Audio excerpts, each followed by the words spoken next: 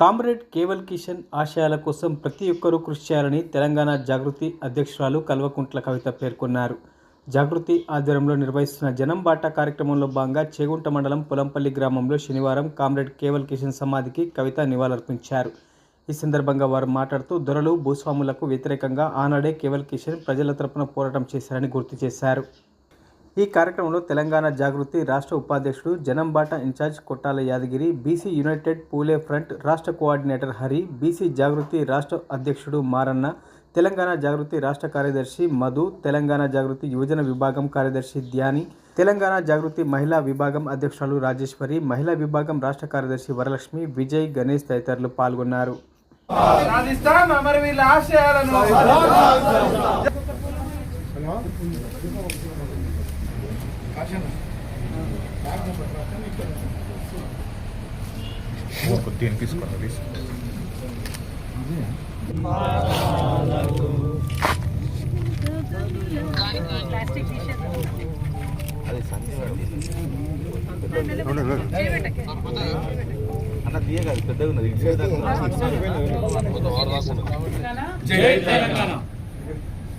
మెదక్ జిల్లాలో ప్రజా విప్లవానికి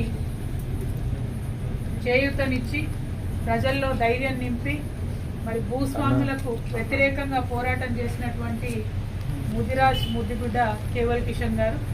మరి ఇవాళ ఇక్కడ మనం చిన్నశంకరంపేట, ఆ తర్వాత ఇక్కడ పోలంపల్లికి వచ్చి కేవల్ కిషన్ గారికి, వారి సతీమణి గారికి నివాళులు అర్పిస్తూ ఉన్నామంటే సాయుధ రైతాంగ పోరాటంలో వారు ఇచ్చినటువంటి స్ఫూర్తితోనే మనము తర్వాత తరంలో తెలంగాణ రాష్ట్రాన్ని సాధించుకోగలిగినాం.